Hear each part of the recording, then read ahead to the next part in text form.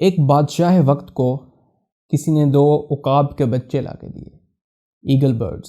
ان کے بچے تھے 2، بہت ہی نایاب نسل کے، بہت ہی خوبصورت تھے۔ وہ کسی نے اس بادشاہ کو تحفے میں لا کے دیے۔ بادشاہ نے ان کو دیکھا تو بہت خوش ہوا، اس کو ہمیشہ سے خواہش تھی کہ وہ عقاب رکھے، ایگل ہو اس کے پاس۔ بہرحال اس نے ایک خاص بندہ رکھا کہ جو ان کی اب دیکھ بھال کرے گا، کیونکہ ابھی وہ چھوٹے تھے۔ تو بادشاہ نے اس بندے کو بلایا اور ان کو دے دیا۔ کچھ عرصے کے بعد بادشاہ کو اشتیاق ہوا کہ میرے ایگلز کیسے ہیں ابھی، تو وہ گیا جہاں پہ اس نے ایگل رکھے ہوئے تھے۔ جا کے دیکھتا ہے تو دونوں ایگل ایک درخت کی ٹہنی پر بیٹھے ہیں۔ بادشاہ ان کو دیکھا تو وہ جوان ہو چکے تھے۔ بادشاہ بڑا خوش ہوا، کہا بہت خوبصورت ہیں۔ تو جو ان کی دیکھ بھال کر رہا تھا اس کو بولا کہ ان کو اڑاؤ، ان کی اڑان دیکھنا چاہتا ہوں میں۔ اس نے کہا ٹھیک ہے۔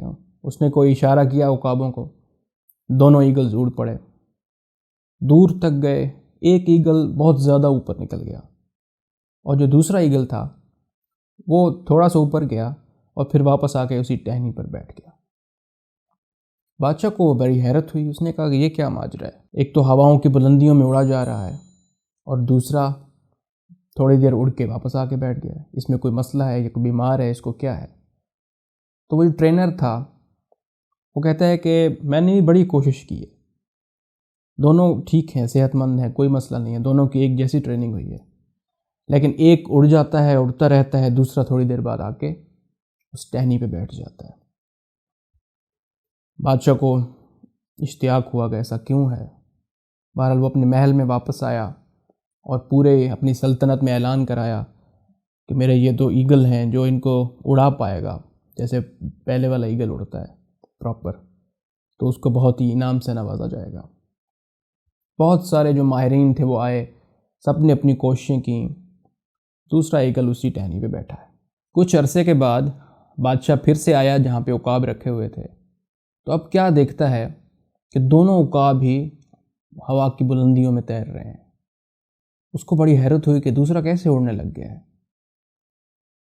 تو جو ٹرینر تھا اس نے کہا کہ ایک آدمی آیا تھا، اس نے ٹھیک کر دیا۔ انہوں نے اس کو بلایا، جو آدمی تھا اپنے دربار میں بلایا، بہت سا ان کو سونا دیا، ہیرے جواہرات جو بھی تھے، اور پھر پوچھا کہ آخر تم نے ایسا کیا کیا؟ تو وہ کہتا ہے کہ میں نے اور کچھ نہیں کیا، میں ایک مزدور آدمی ہوں، کسان ہوں، کوئی پڑھا لکھا نہیں ہوں، کوئی علم نہیں ہے میرے پاس۔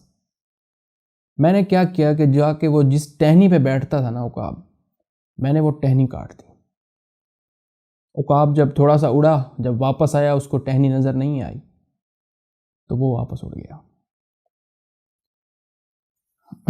یہی صورتحال ہے ہمارے کمفرٹ زون کی۔ جب ہم اپنے کمفرٹ زون میں آ جاتے ہیں نا تو بس پھر دنیا ادھر کی ادھر ہو جائے، ہم وہاں سے نہیں ہلتے، اس کے لیے ٹہنی کاٹنی پڑتی ہے۔ اور ہم نے اپنی ٹہنیاں اتنی سنبھال کے رکھی ہوئی ہیں، ادھر ادھر ہر چیز کا ہم گلہ کر لیں گے۔ ہم گلہ کر لیں گے یہ ہوا بہت تیز چل رہی ہے، ہم گلہ کر لیں گے یہ بارش ہو رہی ہے، میں اڑ نہیں سکتا، لیکن اس ٹہنی کو نہیں چھوڑنا، کیونکہ ہمیں مزہ آ گیا، ہمیں پتہ ہے کہ ہم یہاں پہ بیٹھے ہیں، ہم نے کچھ کرنا تو اور ہے نہیں۔ تو اگر اس ٹہنی کو ہم لیں اپنی لائف کی سچویشنز میں جس سے ہم گزر رہے ہیں، چاہے ہم اچھی پوزیشن میں ہیں چاہے بری میں ہیں، انسان ایک ٹائم پہ اپنی کمفرٹ زون میں آ ہی جاتا ہے، لیکن جب اڑان ہوتی ہے نا وہ اس کمفرٹ زون سے باہر ہوتی ہے، اور اس اڑان بھرنے کے لیے آپ کو اپنا کمفرٹ زون ختم کرنا پڑے گا، وہ ٹہنی کاٹنی پڑے گی۔ جب تک وہ ٹہنی نہیں کٹے گی آپ پھر سے ادھر ہی بیٹھے ہوں گے۔ ہمیں زندگی میں یہ سمجھنے کی ضرورت ہے کہ جب تک اپنے کمفرٹ زون میں ہوتے ہیں نہ ہم مزید کچھ ڈسکور کر پاتے ہیں، ہمارے پاس صرف ایکسکیوزز ہوتے ہیں اور کچھ نہیں ہوتا ہے۔ ہر انسان اس سے دوچار ہے۔ اپنے کمفرٹ زون سے ہمیں اتنا پیار ہوتا ہے کہ ہم ہر سارے جہان کا گلہ بھی کر لیں گے، حالات کو بھی برا بھلا کہہ لیں گے، لیکن اپنی ٹہنی نہیں چھوڑیں گے۔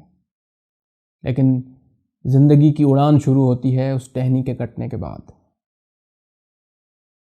ہمیں اپنی اس ٹہنی، آپ جو ہے نا دیکھنے والے سب اپنی اس ٹہنی کو تلاش کریں، کون کون ہے جو اس ٹہنی پہ بیٹھا ہوا ہے۔ اور اگر آپ مجھے تھوڑا ٹائم سے دیکھ رہے ہیں تو آپ کو پتہ ہے کہ میرا مقصد ہرگز یہ نہیں ہوتا، ان کہانیوں کا مقصد جو میں بیان کر رہا ہوں وہ ہرگز یہ نہیں ہوتا کہ آپ نے کمانے ہیں. آپ اپنے پیسے کمانے والے سینس میں آپ اگر آگے جائیں گے تب آپ کمفرٹ زون چھوڑ رہے ہیں, تب آپ فیئر چھوڑ رہے ہیں, تب کوئی بھی جو بھی ایک سبق مل رہا ہے آپ کو. بات تھوڑی اس سے ہٹ کے ہے, بات ہے جینے کا طریقہ, جینے کا انداز. ابھی پچھلی کہانی میں جو اونٹوں والی کہانی تھی اس میں تھا peaceful living, peace of mind, کچھ پریشانیوں کو لیٹ گو کر دیں. ایک زندگی گزارنے کا انداز ہے. زمانہ آج کل ہر چیز کا علاج پیسے کو سمجھ رہا ہے.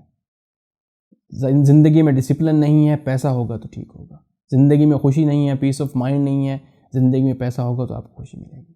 اگر یہی حساب اگر اس کہانی سے کریں تو اگر کمفرٹ زون چھوڑنے کا مطلب ہے کہ آپ زیادہ نوٹ چھاپیں گے, ہم نوٹ چھاپنے کا مجھے کوئی مسئلہ نہیں ہے. Not is very good thing, زبردست. لیکن اس کے ساتھ ساتھ ایز اے پرسن آپ ایز اے سوسائٹی پہ کیا امپیکٹ ڈال رہے ہیں, اپنی فیملی پہ کیا, اور سب سے بڑی بات سیلف اویئر کتنے ہیں آپ. اپنی ذات کو نکھارنے سے آپ کی زندگی اور آپ کے ساتھ رہنے والوں کی زندگی مزید اچھی ہو جاتی ہے. صرف پیسے سے آپ کی زندگی اچھی نہیں ہوتی. Thank you.